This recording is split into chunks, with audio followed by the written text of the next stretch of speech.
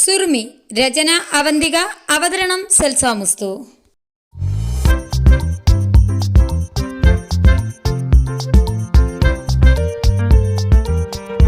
ഇതേസമയം സുറുമി ചിന്തകളിൽ മുഴുകിക്കരിക്കുകയായിരുന്നു.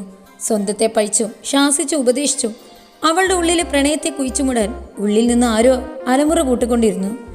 അയാൾക്കും ഇഷ്ടമുണ്ടെന്നും അയാളുടെ കണ്ണുകളിൽ നോക്കി അറിയാം സുറുമി. ഇന്നത്തെ കാലത്ത് ആരെയും വിശ്വസിക്കാൻ കൊള്ളില്ല. എങ്ങാനും അയാൾ നിന്നെ സ്നേഹിച്ച് വഞ്ചിച്ച് പോയി കളഞ്ഞാലോ? അയാൾക്ക് 1-2 മാസത്തെ ലീവായിരിക്കും. അത് കഴിഞ്ഞ് ഇനി വരുമ്പോഴേക്കും നിന്റെ കാര്യത്തിലൊരു തീരുമാനം ഉണ്ടായിട്ടുണ്ടാകും. അല്ലേൽ അയാളുടെ കാര്യത്തിൽ. എന്ത് കണ്ടിട്ടാ നീ ഈ സ്വപ്നം കാണുന്നേ? വാപ്പറിഞ്ഞ എന്താ സംഭവിക്കാൻ പോകുമെന്നറിയോ? ഇതെങ്ങനെ അറിഞ്ഞാൽ ഒന്നും നോക്കില്ല, വന്ന ആലോചനയ്ക്ക് സമ്മതം കൊടുക്കും, നീക്കത് കഴിപ്പിക്കും. നിന്റെ സുലുക്കാനെ കുറിച്ച് നീ ഓർത്തോ? ഇതറിഞ്ഞ വാപ്പ ഉമ്മാനല്ലേ പൈച്ചാര്യ, സലുക്കാനല്ലേ പറയാ? കൊഞ്ചിച്ച് വഷളാക്കിന്ന്, താളത്തിനനുസരിച്ച് തുള്ളി എന്നൊക്കെ പറയൂലേ? വളർത്തു മോശമാണെന്ന് ബന്ധുക്കാരും പറയൂലേ? എന്താ നിനക്ക് പറ്റിയേ? അയാളെക്കുറിച്ച് എന്തേലും നിനക്കറിയോ? എന്തിനാ ഇന്നലെ ഒട്ടും വയ്യായിട്ടും മനസ്സെവിടെ എത്താൻ കൊതിച്ചത്? നീ ഹനയുടെ ഇക്കാക്കയുടെ കല്യാണം എന്നൊക്കെ പറഞ്ഞാലും നിന്റെ മനസ്സാക്ഷിയോട് ചോദിക്കേ, അയാളെ കാണാനല്ലേ? ഇപ്പോഴും നീ കണ്ണാടിക്ക് മുമ്പിൽ ഇരുന്നുകൊണ്ട് പതിവില് നേരം അണിഞ്ഞൊരുങ്ങുന്നത് അയാൾ ഉണ്ടാകുമെന്നുള്ള ചിന്തയിലല്ലേ? എന്തിനാ നിന്റെ കണ്ണുകൾ അയാളോട് സംസാരിക്കുന്നത്? ഇതിന് മാത്രം നീ മനസ്സുകൊണ്ട് നടക്കാൻ അയാൾ നിന്റെ ആരാ? കാണാൻ കൊള്ളാവുന്ന പെൺപിള്ളേരെ കാണുമ്പോൾ എല്ലാവർക്കും ഉണ്ടാകും ഒരിളക്കം. നിന്റെ മനസ്സിൻ്റെ താളത്തിനനുസരിച്ച് തുള്ളുന്നുണ്ടെങ്കിൽ അത് മാത്രം ഇത് പോയാൽ മതി. അല്ലെങ്കിൽ ഹനയോട് കള്ളം പറഞ്ഞു വയ്യെന്ന് അയാൾ അന്വേഷിക്കുകയോ കാണാൻ ആഗ്രഹിക്കുകയോ ചെയ്യരുത്. അങ്ങനെയാണെങ്കിൽ മാത്രം പോയാൽ മതി. അയാൾ നിന്റെ മനസ്സിലില്ലെന്ന് നീ ആണയിട്ടിടുന്നുണ്ടല്ലോ. അങ്ങനെയാണെങ്കിൽ നിന്റെ ഡയറിയിൽ എടുത്തു വെച്ചിരിക്കുന്ന അയാൾ കൊണ്ടുവന്ന മിഠായി കവർ എടുത്ത് കളി. എന്നിട്ട് നീ പൊയ്ക്കോ. ഒരിക്കലും പതറരുത്. പെൺകുട്ടിയാണ്, അവസാനം ഇലക്കായിരിക്കും എപ്പോഴും കേട്. അത് ഓർത്തു വെച്ചോ. ഇന്ന് അയാളെ കണ്ടാൽ ചിലപ്പോൾ ഇനി കാണാൻ പറ്റിയത് പോലും വരില്ല. മറക്കണം. പറ്റും സുറുമി, പറ്റും, നിനക്ക് പറ്റും. ചിന്തകൾ പല ഭാവത്തിലും രൂപത്തിലും സമാധാനം നഷ്ടപ്പെടുത്തിയപ്പോൾ അവൾ കണ്ണടച്ചുകൊണ്ട് ആഞ്ഞു ശ്വാസം വലിച്ചു വിട്ടു. ടേബിളിൽ കിടന്ന ഡയറിയിൽ നിന്നും മഷു കൊണ്ടുവന്ന മിഠായി കവറുകൾ കയ്യിലെടുത്തു. ഇന്നലെ രാത്രി പോലും ഇത് കയ്യിലെടുത്ത് പ്രണയപൂർവ്വം നോക്കിയിട്ടുണ്ട്. അവൾ കയ്യിൽ പിടിച്ച മിഠായി കവറിലേക്ക് നോക്കി. ഉറച്ച മനസ്സോടെ അത് ചവറ്റുകൊട്ടയിൽ കൊണ്ടുപോയിട്ടു. ദാ സുറുമി മാറാൻ പോവാ. ഇത് പുതിയ സുറുമിയാണ്. പാപ്പയുടെ അഭിമാനത്തിന് ക്ഷതം പറ്റുന്ന ഒന്നും തന്നെ തൻ്റെ ഭാഗത്തു നിന്നുണ്ടാവില്ല. ഇത് ഞാൻ എനിക്ക് തന്നെ കൊടുക്കുന്ന വാക്കാണ്. സുറുമിയുടെ ഹൃദയം മന്ത്രിച്ചു. റിസപ്ഷൻ നടക്കുന്ന മെയിൻ ഹാളിൽ നിന്നും ചെറിയ ശബ്ദമൊഴുകുന്ന പാട്ടുകൾ. സ്റ്റേജിൽ ഹന ചുവപ്പ് കളറിൽ അരച്ചയിൽ ഭംഗിയായി ഒരുങ്ങിയിരിക്കുന്നു. സ്റ്റേജിലേക്ക് കയറി വരുന്ന ബന്ധുക്കളും കൂട്ടുകാരുമായി ഫോട്ടോ എടുപ്പ് നടന്നുകൊണ്ടിരിക്കുന്നുമുണ്ട്. പെട്ടെന്ന് പാട്ട് ഉച്ചത്തിലാവുകയും 2-3 പാട്ട് മാറി വന്ന ശേഷം കേരളം ഒട്ടാകെ തരംഗമായിക്കൊണ്ടിരിക്കുന്ന ഓരോരുത്തരും ഒരേപോലെ പാടുകയും അറിയാതെ പോലും കൈകൾ താളമിടുകയും ചെയ്യുന്ന മനോഹരമായ പാട്ടിൻ്റെ ഈരടികൾ ആളങ്ങും മുഴങ്ങിക്കെട്ടു. കിഴക്ക് പൂക്കും ഒരുക്കിനെന്തൊരു ചുകച്ചുകപ്പാണ്, പുതുക്ക പെണ്ണിൻ കവിളിലെന്തൊരു തുടുതുടുപ്പാണ്. 2-3 നിമിഷത്തിന് ശേഷം പാട്ടിനൊപ്പം മുഴങ്ങിക്കേൾക്കുന്ന കയ്യടികൾ കേട്ടുകൊണ്ടാണ് ഭക്ഷണം കഴിക്കുന്ന സ്ഥലത്തേക്കുള്ള തിരക്ക് നിയന്ത്രിച്ചു കൊണ്ടിരിക്കുന്ന മഷൂദ് ചുറ്റുമൊന്ന് ശ്രദ്ധിച്ചത്. എന്താണ് ചിന്തിക്കുമ്പോഴേക്കും അവൻ്റെ കയ്യിൽ പിടുത്തം വീണിരുന്നു. എന്താണെന്ന് ചോദിക്കുമ്പോഴേക്കും നിഹാൽ അവനെയും കൊണ്ട് റിസപ്ഷൻ നടക്കുന്ന ഹാളിലേക്ക് പാഞ്ഞു. മെയിൻ ഡോറിൻ്റെ അവിടെ അവനെ കൊണ്ട് നിർത്തി കിതച്ചുകൊണ്ട് മുന്നോട്ട് നോക്കാൻ ആംഗ്യം കാണിച്ചു നിഹാൽ. സ്റ്റേജിൽ സുറുമിയടക്കം 6 പേർ ആ പാട്ടിനകത്ത് ചുവട് വെക്കുകയാണ്. പിങ്ക് കളർ അനാർക്കലിയിൽ സുന്ദരിയായി ഒരുങ്ങിയിരിക്കുന്നു സുറുമി. പാട്ടിൻ്റെ ഈരടികൾക്കൊപ്പം അവളുടെ മൈലാഞ്ചി അണിഞ്ഞ കൈകളും വായുവിൽ ഉയർന്നു താഴ്ന്നു. തലയിലൂടെ ഇട്ട തട്ടം അറിയാതെ പോലും സ്ഥാനം തെറ്റാതെയാണ് ഓരോ ചുവടും വെക്കുന്നത്. ഒതുക്കത്തോടെ, അത്യധിക മനോഹരതയോടെ, ഒരിക്കലും പ്രതീക്ഷിക്കാത്തൊരു സർപ്രൈസാണ് സുറുമിയും കൂട്ടുകാരും തന്നതെന്ന് ഹനയുടെ മുഖം വിളിച്ചോതുന്നുണ്ട്. അവളാകെ പകച്ചു നിൽക്കുകയാണ്. ആദ്യത്തെ അന്താളക്ക് മാറിയതിൽ പിന്നെ ഹനയും കയ്യടിയിൽ നിറഞ്ഞ ചിരിയോടെ അവരുടെ ചുവടുകൾ നോക്കി നിന്നു. തേനൂറും പുഞ്ചിരിയാണോ? തേനൂറും പുഞ്ചിരിയാണോ, അലകൾ ഞൊറിയുടെ പാൽ നിലാവോ. തങ്ങളെ ഏറ്റെടുക്കുന്ന സദസ്സിലേക്ക് പുഞ്ചിരിയോടെ നോക്കുന്ന സുറുമി കാണുന്നത് മെയിൻ ഡോറിൽ ഇങ്ങോട്ട് നോക്കി നിൽക്കുന്ന മഷൂദിനെയാണ്. ആളുടെ മുഖത്തിപ്പോഴും ഭാവങ്ങൾ എന്തൊക്കെയാണെന്ന് സുറുമിക്ക് കാണാൻ പറ്റുന്നുണ്ടായിരുന്നില്ല. പക്ഷെ തന്നെയാണ് നോക്കുന്നതെന്ന് അവർക്ക് ഊഹിക്കാൻ കഴിയുന്നതേ ഉണ്ടായിരുന്നുള്ളൂ. കണ്ണിമ വട്ടാതെ സ്റ്റേജിലേക്ക് നോക്കി നിൽക്കുന്ന മഷൂദിനെ കണ്ട് നിഹാൽ ചിരിയടക്കാൻ പാടുപെടുകയാണ്. എടാ മഷു, നിഹാൽ വിളിച്ചു. അവൻ നോട്ടങ്ങോട്ട് എന്നുള്ളത് കൊണ്ട് തന്നെ മൂളി.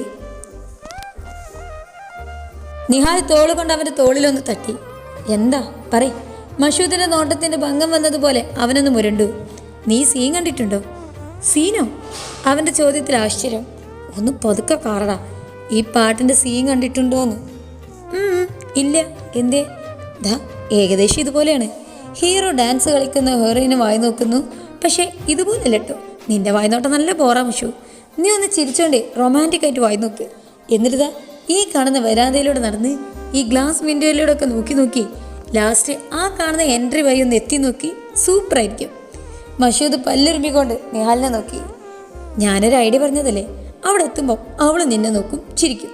നിന്റെ മുഖത്തേക്ക് കണ്ടു നട്ട് അവൾ ഡാൻസ് ചെയ്യും. എനിക്ക് നേരിട്ട് ഒരു റൊമാൻറ്റിക് സോങ് കണ്ട് ഫീലും കിട്ടും. എങ്ങനെയുണ്ട്? മഷൂദ് ഇരുത്തിയൊന്ന് നിഹാലിനെ നോക്കിക്കൊണ്ട് വീണ്ടും സ്റ്റേജിലേക്ക് തന്നെ കണ്ണു നട്ടു. ഞാനൊരു ഐഡിയ പറഞ്ഞുതരാം. അതിന് നീ ഇങ്ങനെ നോക്കി പേടിപ്പിക്കണോ? നീ എന്തൊരു മൂരാച്ചിയാ. ഇതൊക്കെ ഞാനാകണമായിരുന്നു. നിനക്ക് നല്ലൊരു സീൻ തന്ന ലൈവായി കാണാമായിരുന്നു. അതാ മുമ്പിൽ നിന്റെ പെണ്ണുമ്പിള്ള നിൽക്കുന്നു. ഇവിടെ പറഞ്ഞ ഷോ അവിടെ പോയി എടുക്ക്. അപ്പം എനിക്കും ലൈവായി കാണാം.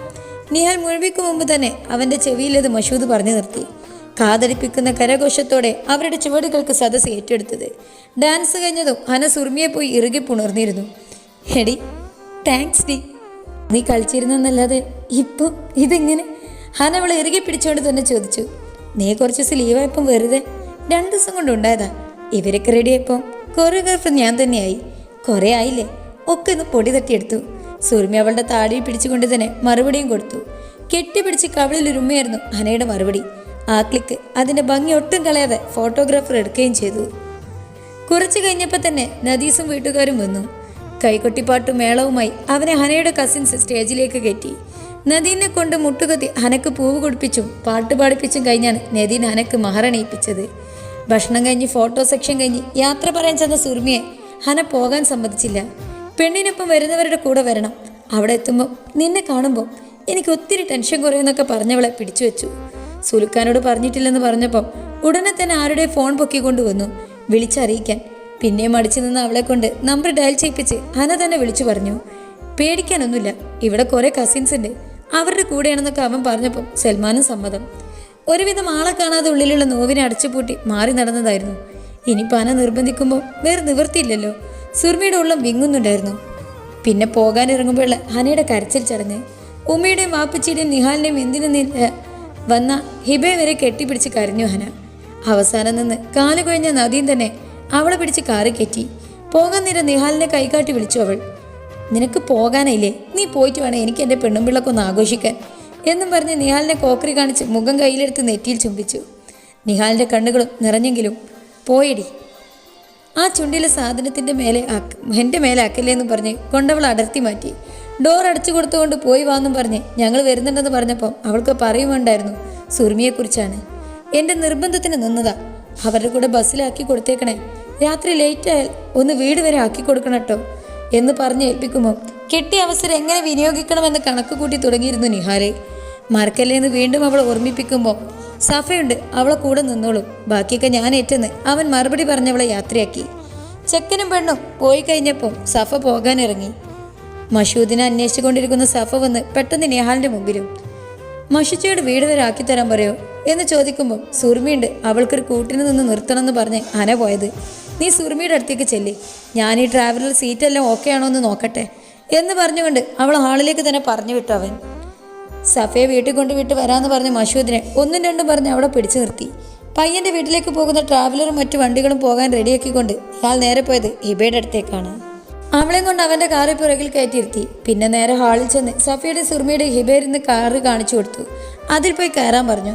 മഷൂദിനോട് ചെന്ന് വണ്ടി എടുക്കാൻ പറയുമ്പോൾ ഹിബയും കൊണ്ട് നീ പോയിക്കോ, നിങ്ങളുടെ ആദ്യത്തെ യാത്രയല്ലേ എന്നൊക്കെ പറഞ്ഞെങ്കിലും അതിൽ വേറെ ആളുകളുണ്ട്, വേഗം പോയി വണ്ടി എടുക്കുമെന്ന് പറഞ്ഞുകൊണ്ട് ചാവി കയ്യിൽ വെച്ച് കൊടുത്തു. പാൻറ്റിൻ്റെ പോക്കറ്റിൽ നിന്ന് ടവലെടുത്ത് നെറ്റിയിൽ പറ്റിച്ചേർന്ന് കിടക്കുന്ന വിയർപ്പ് തുള്ളികളെ ഉപ്പിയെടുത്ത് കയ്യിലിരുന്ന ചാവിയെടുത്ത് കാർ അൺലോക്ക് ചെയ്ത് നടന്നു വരുന്ന മഷൂദിനെ കാറിൻ്റെ ഗ്ലാസ് വിൻഡോയിലൂടെ മുറുകുന്ന ഹൃദയമിടിപ്പോടെയാണ് സുർമി കണ്ടത്. കാത്തിരിക്കുക, ഇവരിങ്ങനെ എങ്ങനെ പോകുന്നു, എത്രത്തോളം പോകുന്നു, നമുക്ക് കാത്തിരുന്ന് കാണാം. ചാനൽ സബ്സ്ക്രൈബ് ചെയ്ത് തൊട്ടപ്പുറത്തുള്ള ബെല്ലൈക്കണും കൂടെ പ്രസ് ചെയ്ത് കാത്തിരിക്കുക കേട്ടോ. അപ്പോൾ ഇൻഷാ അല്ലാ അടുത്ത എപ്പിസോഡുമായിട്ട് നമുക്ക് വീണ്ടും കാണാം. ടിൽ ദെൻ മിസ്സൽ സമസ്ത signing out. Thank you for watching. By.